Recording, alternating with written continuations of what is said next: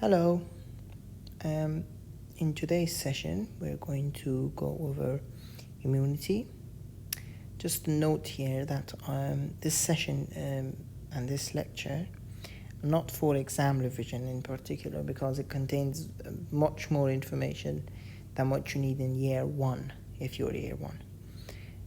But I thought it's a good lecture because it ties in year one and year two, and it builds on an understanding of especially how the innate and adaptive immunity link and what the some of the components are. So if you have other questions, please feel free to ask me. But let's get started with this session then. Here is an overview of the immunity or the immune system. Let's go over the innate immunity first. You can see some maybe basic stuff, such as the epithelial barrier, such as your skin. That's also considered in a member of the adaptive immunity. You also have your antigen presenting cells, your APCs. Not all of them though. Your B lymphocytes are also antigen presenting cells, so be careful. Apart from those APCs and your epithelial barrier, you also have your natural antibodies and your complement system. We're going to talk about the complement system in a moment. In adaptive immunity, though, you have B lymphocytes, helper T cells or CD4, and cytotoxic T cells, which are CD8, and cytokines and high affinity antibodies, which are produced by B lymphocytes and are quite specific to the pathogen that is present. So just a word about humoral and cell-mediated immunity also. So cell-mediated immunity is anything that is mediated by your immune cells. That includes your natural killer cells, your cytotoxic T cells. These cells would go and attach sort of to your infected cells, either malignant cells or cells that have in their cytosol the pathogen, such as the virus or any maybe cytosolic bacteria. So these bind and perforate the membranes and inject pathogenocidal substances, such as enzymes and things. But humoral immunity is things such as complement system, cytokines, antibodies are quite nice in humoral immunity. But these have different functions. They can help in phagocytosis, opsonization, especially complement system. Antibodies are also involved in that. They also kill pathogens themselves. They can promote immunity or regulate immunity. Cytokines do that, and sort of regulate inflammation itself. But moving on to the lineages, let's look at the hematopoietic stem cell first. That's in the bone marrow. That then becomes myeloid stem cell and lymphoid stem cell. In your myeloid stem cells, you eventually get erythrocytes, platelets, your granulocytes, mast cells. I'm not sure about mast cells. As far as I knew before, so this picture is from a very recent textbook I got. This picture is from like a textbook from 2019. So they may have actually found out where mast cells come from, but I'm not sure. As far as I knew, it wasn't. They didn't know the lineage of mast cells, but maybe they have found it out. But anyway, so neutrophils, basophils, eosinophils, those are your granulocytes. They come from myeloid stem cells. your monocytes also come from myeloid stem cells. Remember, monocytes are present in circulation, but macrophages and dendritic cells are present in tissues.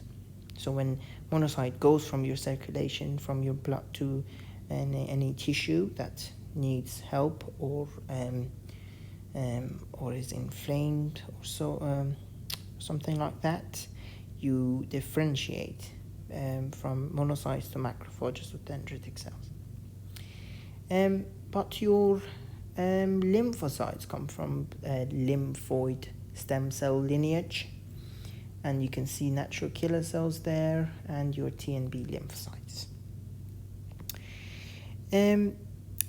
So I think this is a nice slide because it provides I was confused about this, so it's good to go over it. So T lymphocytes first originate in the bone marrow, but they mature in the thymus. That's why, hence the name T lymphocytes, thymus. Originate in the bone marrow here, and then move to thymus to mature as T lymphocytes, and then you go into different tissues such as the spleen and the lymph nodes.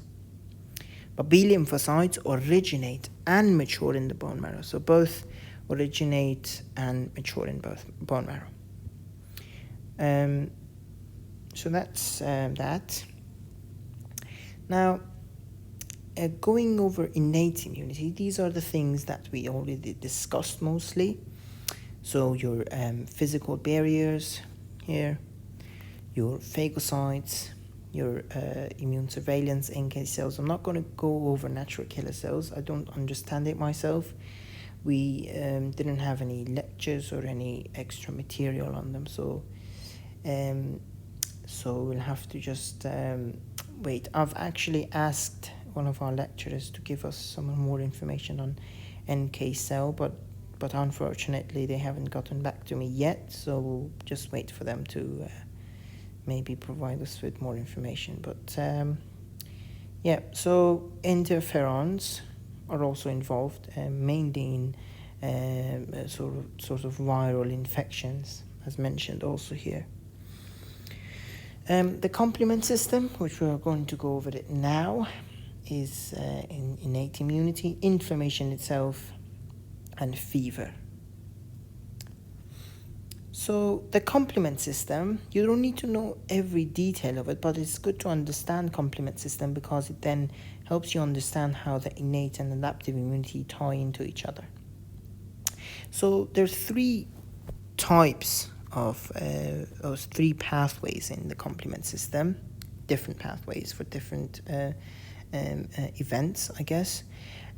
So the first one is the alternative pathway, and the second one is the classical pathway, lectin pathway. Just a note on the names of these pathways. The classical pathway was found first, so it was named classical, and the alternative pathway was found second to classical pathway, thus the name alternative. But so the alternative pathway then is always on, if you want to think about it. And when these proteins that are precursors and are inactive, when they meet or come across a microbe, they activate, and eventually they produce a lot of C3a, you can see here on the right hand side, and C3b. So C3b itself is involved in opsonization. I think you know this from your MOD lectures, year ones. And C3a is involved in inflammation. So they control inflammation, or if you go over your MOD lectures, you will see how these complement system, they are involved in leukocytosis and acute inflammation. Now, eventually, the whole, I think, goal of one of the functions, of complement system is to produce this MAC, or membrane attack complex, inside your pathogen, or I guess maybe malignant cells, and then be able to lyse these cells and perforate them, and it helps the immune system kill them. But apart from that, there are several other functions, as we discussed: opsonization, lysis, inflammation we already discussed, but immune complex creation. So each of these, as you see listed here, each of these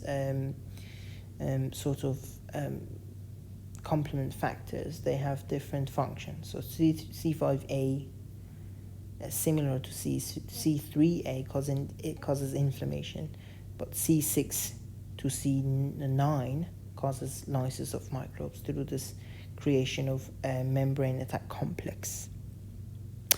But the other pathways, classical pathway, requires antigen-antibody complex. So if you have this antigen-antibody complex, so if you have your microbe or pathogen, and then you have antibodies attached to it, then the complement system would be activated when it comes across this complex. They all go through the same pathway, C3a and so on. It's much more complicated than this. You have other factors, but this is what we need to know and what we learned in year 2. So this is also another picture which I made of the alternative pathway, which with all of the functions here. So as I mentioned, one of the end goals is to destruct the membrane of the pathogen and creation of the MAC complex, as I've written here. So moving on then, so we discussed complement system. Now let's discuss phagocytes. Phagocytes in the complement system are neutrophils, macrophages, eosinophils, monocytes. So these have functions such as production of bactericidal molecules. Neutrophils have these granules, or eosinophils have these granules that can kill bacteria or also parasites. So eosinophils kill also parasites, which can't be, obviously, they're too big to be, some of them too big to be phagocytosed, so you have to kill them extracellularly. Now, production of cytokines and interferons also important. When you come to year 2, you'll learn about how these PAMPs and DAMPs cause production of cytokines and inflammation, engulfing bacteria. So obviously phagocytose, so they engulf bacteria. They also antigen present, very important. So you see I've put here adaptive immunity stimulation. We're going to go over it now, I think, in a bit. So keep that in mind. So we discussed complement system and APCs, antigen presenting cells, or phagocytes. Those are the main players in activation and linking of the innate immunity to the adaptive immunity. You also have cytokines. So there are 2 ways you could link or activate in adaptive immunity through innate immunity. You can have humoral activation through complement system, or through cytokines. So those cytokines that your phagocytes produce, that we mentioned here, so production of cytokines, and the complement system that we already mentioned. So if the bacteria or the sort of microbe is free floating in or is in your blood or in your body, then the complement system can be turned on, and I think C3a esterase or C3 esterase can be turned on and sort of produce your other factors that can go on to produce other complement factors. So that's one way, through humoral activation. The other way is through antigen presentation, which is also in phagocytes. So let's do the first one then, humoral activation of the adaptive immunity. So if the microbe is in the blood or is in anywhere in the body, the complement system is activated, as you saw there. So C3D attaches to the microbe and goes and attaches to the complement receptor of B cells. So B cells have complement receptors, and then it causes B cell proliferation and eventually production of antibodies.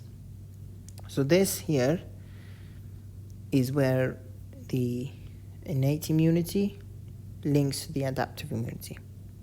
Now the next one, which I think people are more familiar with, is cellular activation of adaptive immunity, where the microbe is again present.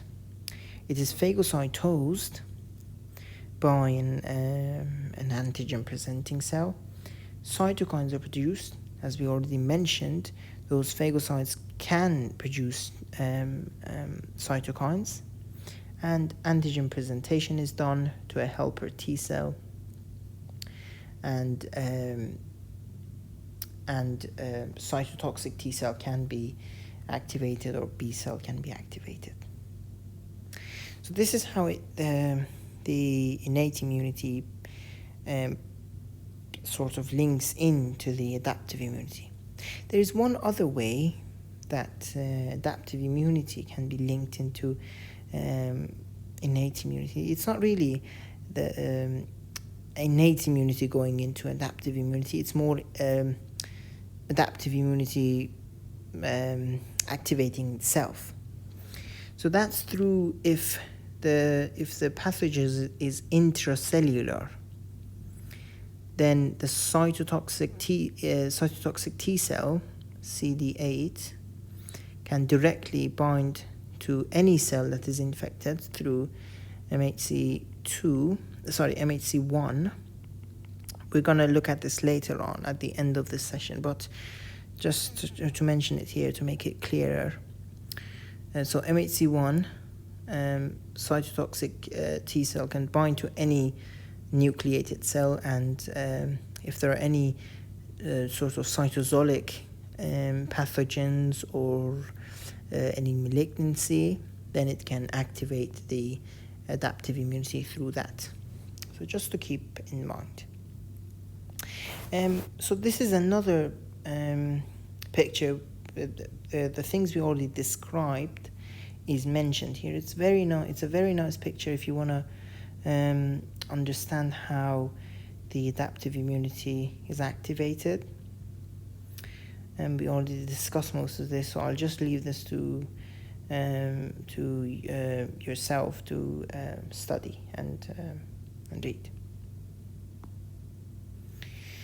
Again, this is another slide for your revision. Quite a nice slide if you want to go over it and see how different things can activate the adaptive immunity and ultimately the destruction of the antigen. But just to go over it again, maybe you have the antigen coming and activating your innate immunity or your adaptive immunity. We already discussed how this happens. So if you have that intracellular pathogen, it can directly activate your CD8 and so on. But innate immunity can be activated through the complement system or natural killer cells or macrophages, so APCs, and that can directly damage the pathogen by producing those bactericidal enzymes or through other ways. And the complement system can also produce those the MAC complex which can destruct the membrane of the antigen. In terms of adaptive immunity, you can have and you can have, as we already mentioned, antigen presentation, or even through complement system. It's not mentioned here, but we know that happens also. So that then can go through CD4, which we already discussed, or CD8 directly. So this CD8 is directly from the antigen, whereas the CD4 is from antigen presenting cells. We see how that happens and why that is in the last slide. Again, so if you have bacteria versus viruses, you get different responses and different cells being involved. So just to again reiterate the fact that you can have infection of tissue cells which are not antigen presenting cells, or infection or uptake by APCs. Obviously, when the virus enters your body, it can go and infect your normal non-immune cells, which have MHC1, or it can infect MHC2 cells, which are immune cells, or professional antigen presenting cells. So these can so if it invades MHC2 cells, you get antigen presentation, you get activation of T cells, activation of B cells, and then a production of plasma cells. On the other hand, if you have appearance of antigen in plasma membrane, if it's in the cytosol, then you get stimulation of NK cells and activation of cytotoxic T cells, because NK cells and cytotoxic T cells are involved in cellular immunity, and can go in and destroy those malignant cells or the infected cells by directly attacking them. So also interferon is involved, as we said in viruses. Interferon is involved. So a similar thing happened in bacteria, but obviously different, because bacteria not mostly intracellular or cytosolic. So just read that yourself, and moving on to the last slide. This is the difference between MHC1 and MHC2. But just to clear something up, HLA is the human version of MHC. So MHC, we can describe any protein that is obviously of this function of any animal by MHC, I guess. But HLA is human leukocyte antigen, so specific to humans. So it's maybe you could say it's a type of MHC. So obviously this is very complex, but what you need to know for your exams, and what you really need to know at this level, is I believe that MHC1 is present on any nucleated cell. So any cell in your body that is nucleated. So for instance, erythrocytes, mature erythrocytes, are not nucleated, so they wouldn't have these MHC1s. But if you're nucleated and you're infected with a pathogen, so in this case here, infected with a pathogen, then you show that pathogen on your MHC1 complex. Then your immune cells, very specific types of immune cells, can recognize that. We're going to discuss this in a bit. But if you're an APC and a professional antigen presenting cell, such as a dendritic cell or a B cell, then you have MHC2. Sorry, this is MHC2. So if the pathogen comes across, you meet the pathogen, then the pathogen is showed on your MHC2. So these are not cytosolic pathogens. And MHC1 is recognized by CD8 or cytotoxic T cells, because if the pathogen is cytosolic, then you need a cytotoxic T cell to come and kill this infected cell and to pour enzymes and to perforate this cell to be able to reach the cytosolic pathogen. Or if it's a malignancy, you need to kill the cell. Whereas the MHC2 is recognized by CD4 cells.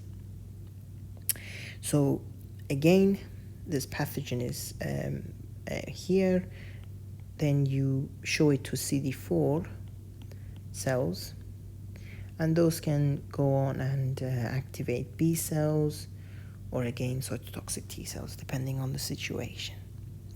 So that's the I think MHC situation. You also have many disorders associated with MHC or HLA in humans, such as arthritis. I think also SLE or many renal problems are also involved, associated with MHC. I'm not gonna go over that because I asked the lecturer also to provide this to us, so we'll just wait for that maybe, or we could have someone more expert than me to explain that part. But hopefully this has been helpful to you. If you go through these slides, mainly these two, these are very helpful. And you could also use my own drawings here to understand this better. But if you had any questions, please do not hesitate to ask me, and hopefully this helped. Thank you so much.